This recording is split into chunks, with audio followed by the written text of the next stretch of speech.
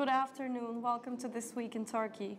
Turkey's inflation rate surged 6.3% month-on-month in September, according to data released by the Turkish Statistical Institute, hitting an annual rate of nearly 25%.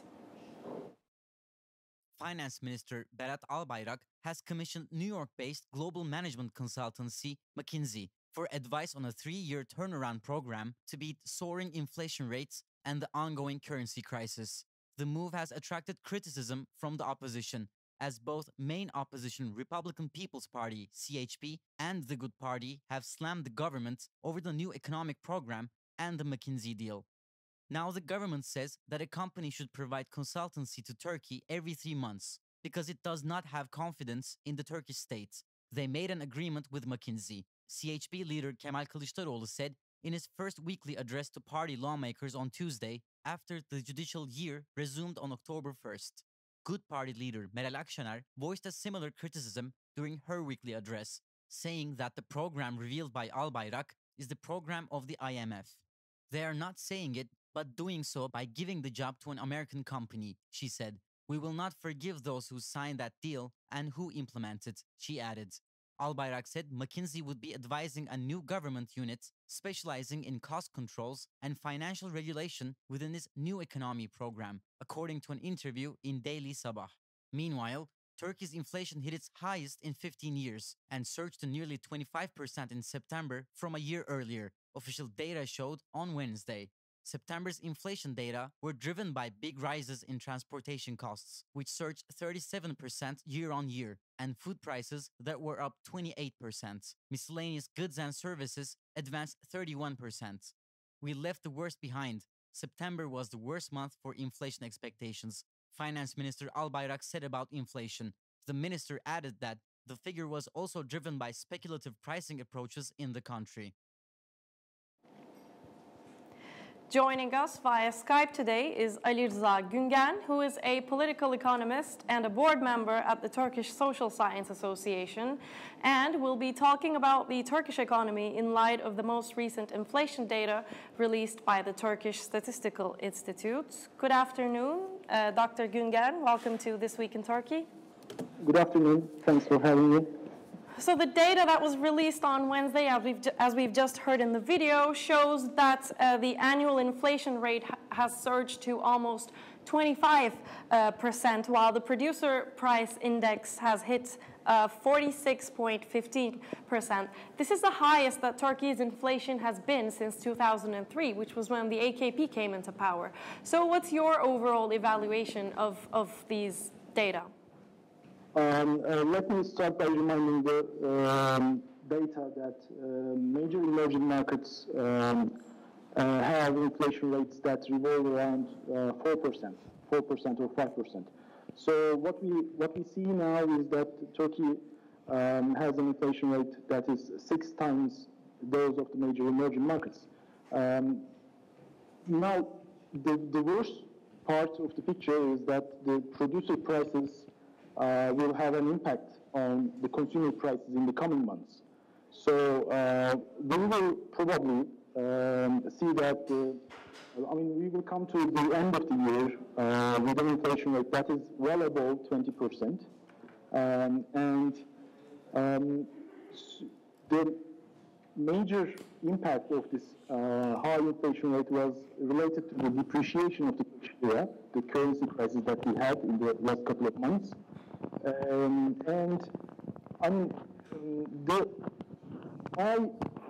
My take on this high inflation rate and the data is that the new economic program that was announced by Minister of Finance and Treasury back in September had a major blast just in 2 weeks. So it is now almost impossible to end the year with the inflation rate that was announced within the program. The oil prices are still around $94 per barrel, and though they stopped the depreciation of Turkish lira with a high interest rate hike, it seems that they cannot they cannot provide what they promised within the new economic program. And Dr. Güngen, what sort of an impact do you think the recent rate hike by the central bank, which you've just mentioned, what sort of an impact has this hike had on the state of the Turkish economy right now, in your opinion? Well, we had a state-sponsored credit expansion starting from late 2016 and all the way to mid-2018. Now we are witnessing the end of this credit expansion. So central bank's interest rate hike is a symptom of that. What is promised with the new economic program and by the economic orientation of the Justice and Development Party and the President and the Minister of Finance and Treasury is actually a combination of a classical austerity program, but with some points on, with some remarks on debt restructuring and quote-unquote rebalancing the economy. Now, the recent interest rate hike, it was a dramatic interest rate hike, will have such an impact that we will, most probably, we will see the rise of bankruptcies by the end of the year. To avoid this, the Banks Association of Turkey and economic policymakers devised a kind of framework agreement for financial restructuring. But I believe the data and such dramatic interest rate hike, these data put us in a path which will bring us to a position in which the austerity will not work for some amount of time. Now, major representatives of the financial sector and the economic policy representatives, economic policymakers, say that the debt rollover ratio, for example, of a major bank in Turkey, and the short-term foreign exchange position of the financial sector and the real sector put Turkey on a strong path. In a strong position. But we should contextualize and we should locate the Turkish economy within the global economy. We will witness another Fed interest rate hike by the end of this year. We will see the end of, not end of, but a significant change in the quantitative easing program of the European Central Bank. So these data will negatively affect Turkey's economy, and the recent interest rate hike may not be sufficient, given this forthcoming developments. And I'm taking into account everything we've talked about so far in all of your comments. What's ahead of Turkey right now, in your opinion? In other words, what should we expect for the Turkish economy? We are at the beginning of a stagflation period. We will definitely witness a quarter, the fourth quarter of the 2018, in which the Turkish economy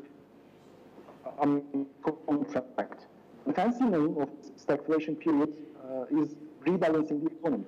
But what we will see is the contraction of the economy, and of course its impact will be the soaring of unemployment. The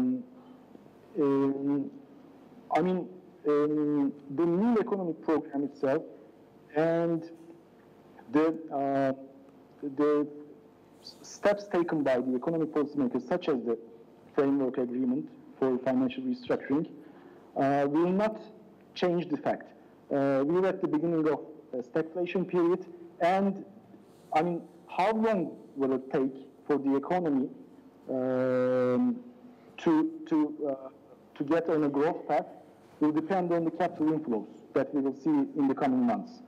If we see a similar pattern, as we have seen in August and September, I mean, it will not be possible to have positive growth rates before mid-2019. But if the global conjuncture changes, if the global financial conditions change, then we may observe the so-called rebalancing by early 2019.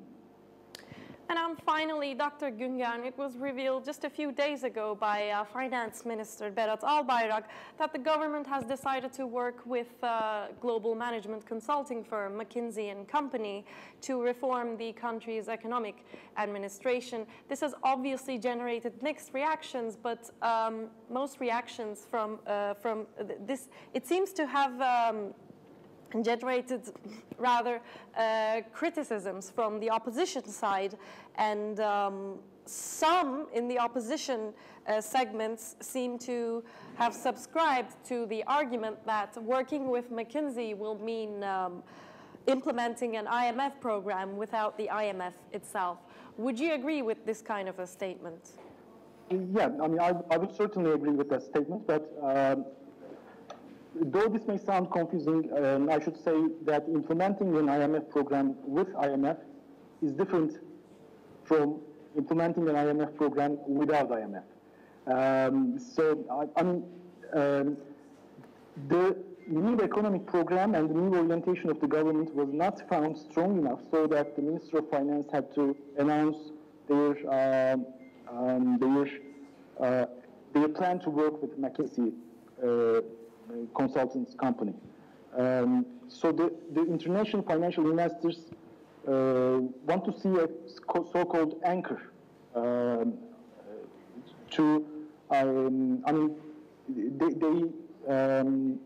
they want to see what IMF wrote back in April 2018 about the Turkish economy. The IMF recommended labor market flexibilization. The IMF recommended so-called structural reforms. The political cost of an IMF agreement is tremendous from the viewpoint of Justice and Development Party and its cadres. So, they do not want to go on that road. They do not want to sign an agreement with IMF. So they found McKinsey, but the problems remain. We see within the new orientation of the Justice and Development Party that they will attempt to flexibilize labor markets. They will attempt to implement an austerity plan for the economy. But trying to benefit from McKinsey itself will create further controversies. This company has, it's a global company and it has 60 offices all around the globe, but it has its problems about, disclosing the information about its clients. So, for example, a major controversy will be around the conflict of interest, about the issues of conflict of interest. What will McKinsey consultants say when Turkey has to negotiate a deal with another client of McKinsey? There's no clear answer to that, and the policymakers wanted to avoid the political cost of an IMF agreement, so they preferred that way, but it might prove too controversial for even the Justice and Development Party within the next couple of months. But I would agree, of course, the new orientation, we can say the so-called rebalancing the economy is a plan of austerity, a plan to assume in the future the cost of rescuing or socializing the losses of the financial sector. So we will see whether they will succeed or not. But they, given the currency crisis of August and given the fresh data, they had to sign, they had to provide a symbol of an anchor by signing with McKinsey. Dr. Güngen, thanks a lot for your comments and for being with us today. It's a pleasure, thank you. Today we were joined by Ali Rıza Güngen, who commented on the recent inflation data released by the Turkish Statistical Institute, and now we'll continue with our next video. 8 Turkish soldiers were killed and 2 others were wounded in a PKK attack on Thursday in the southeastern province of Batman. 8 Turkish soldiers were killed and 2 others were wounded in a PKK attack yesterday in the southeastern province of Batman, according to the local governorship. In a statement, the Batman governor's office said the terrorists detonated an improvised explosive planted in the road when an armored military vehicle was passing through the rural area of Gerjuş district. A wide-scale operation has been launched in the area. The Turkish security forces have intensified operations against the PKK in Turkey, Iraq, and Syria recently. The PKK is listed as a terrorist organization by Turkey, the US, and the EU. Turkey also announced yesterday that 10 terrorists were neutralized in airstrikes conducted in northern Iraq's Avasin Basyan and Zap regions. Turkish authorities often use the word neutralized in statements to imply the targets in question either surrendered, were killed, or captured. In a statement, the Interior Ministry said Mehmet Said Sürer, who used the codename Cuma Mardin, was among the neutralized in the airstrike in Nusaybin district of Turkey's Mardin province. Sürer was in the red category of the ministry's most wanted terrorist list. The opening session of the new legislative year was marked by President Recep Tayyip Erdogan's criticism of the United States and formerly jailed opposition MP Enis Berberoğlu's parliamentary oath. Main opposition, Republican People's Party lawmaker Enis Berberoğlu took his oath in the parliament on October 1st at the opening session of the new legislative year, 10 days after being released from a 15-month imprisonment. Berberoğlu was released from prison after the Supreme Court of Appeals on September 20th ruled for his release, although upholding his jail sentence. The MP had been sentenced to more than 5 years in prison on espionage charges and for revealing state secrets. Berberoğlu, who was re-elected as an MP in the June 24th elections, will remain as a lawmaker until his parliamentary term ends, if he is not stripped of his parliamentary seat. Addressing the inaugural session, President Recep Tayyip Erdogan criticized the United States for its move to impose sanctions against Iran and said Ankara will further cooperation with Russia and the European Union. The president also vowed to wipe out Kurdish militants in Syria and Iraq. On Wednesday, the parliament approved a motion to extend the deployment of troops in Syria and Iraq for another year. The Parliament Committee will also discuss a contentious bill proposed recently by the MHP seeking to grant amnesty to more than 160,000 prisoners. The bill encapsulates crimes committed before May 19th, and over 160,000 people are expected to benefit from the amnesty, according to MHP officials. Prominent Saudi journalist and writer Jamal Khashoggi went missing in Istanbul on Tuesday.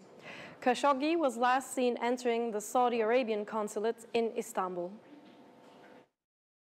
Saudi writer and journalist Jamal Khashoggi has reportedly gone missing after entering the Saudi Arabian consulate in Istanbul on Tuesday afternoon. A Saudi press agency statement said while the consulate did not challenge that Khashoggi disappeared during a visit to the diplomatic post, it was working with Turkish authorities to find the writer.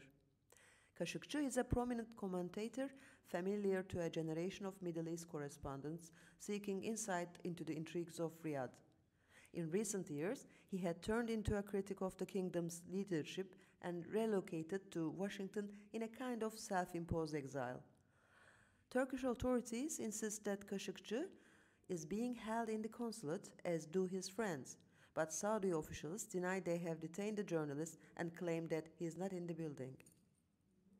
Khashoggi's disappearance threatens to further deteriorate relations between Turkey and Saudi Arabia, which are on the opposite sides in the four-nation boycott of Qatar and other regional crises. Khashoggi regularly wrote for the Washington Post, criticizing Saudi policies towards Qatar, Canada, the war in Yemen, and a crackdown on dissident and media in the kingdom. The Washington Post said it was extremely concerned about him. Turkish prosecutors ordered the detention of 417 suspects in a money laundering investigation into the transfer of about 2.5 billion lira worth of foreign currency to bank accounts abroad. On Tuesday, Turkish prosecutors ordered the detention of 417 suspects in a money laundering investigation into the transfer of about $419 million worth of foreign currency to bank accounts abroad. The vast majority of the recipients of the funds were Iranian citizens residing in the United States, said a statement from Istanbul's chief prosecutor, cited by the state-run Anadolu Agency. Istanbul police teams launched raids across 40 provinces, searched properties, and detained many people, the agency said. The probe was aimed at those who targeted the economic and financial security of the Turkish Republic, the Istanbul chief prosecutor's office said. The suspects were accused of money laundering, forming a gang with the aim of committing a crime, and breaking a law aimed at preventing the financing of terrorism, the statement said. The operation was launched by the Financial Crimes Investigation Board and police anti-financial crimes units. It said the suspects were accused of receiving commission for sending the money to 28,088 accounts abroad. The transfers were made from various bank branches and ATMs starting from January 1st, 2017, with sums of 5,000 liras and more, the statement said. A court has upheld life sentences for Ahmet Altan, Mehmet Altan, Nazlı Ilıcak, and 3 others on charges of aiding the plotters of the failed coup attempt of 2016. The Istanbul Second Court of Appeals upheld life sentences on Tuesday for prominent journalists Ahmet Altan, Mehmet Altan, Nazlı Ilıcak, and 3 others after they were sentenced in February on charges of aiding plotters of a failed military coup in 2016. Ahmet Altan, his brother Mehmet Altan, and 4 other journalists were previously sentenced to life in jail for alleged links to the network of US-based cleric Fethullah Gülen, FETÖ, accused by Ankara of orchestrating the 2016 coup attempt. Mehmet Altan was released from prison in June, but his sentence was also upheld on Tuesday after a penal court rejected the Constitutional Court's request for his release. All 6 are serving aggravated life sentences, which means they're not eligible for parole and cannot be included in future amnesty decisions. Ankara accuses FETÖ and its United States-based leader Fethullah Gülen of being behind a long-running campaign to overthrow the state through the infiltration of Turkish institutions, particularly the military, police, and judiciary. Now let's take a look at what's on in Istanbul next week. The internationally acclaimed Turkish composer and pianist Fazıl Say will play at Moda Kayıkhane on Sunday.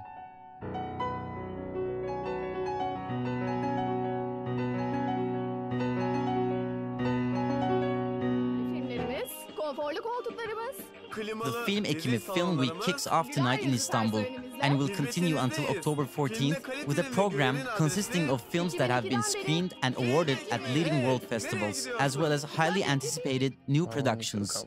Following the Istanbul screenings, the event will continue in Ankara and Izmir. Directed by Bradley Cooper and starring Lady Gaga, A Star is Born will be the opening film, while Alfonso Cuarón's Venice Gold Lion-winning Roma will be the festival's closing film. The most personal project to date from the Academy Award-winning director and writer Cuarón, Roma follows a young domestic worker from a family in the middle-class neighborhood of Roma in Mexico City.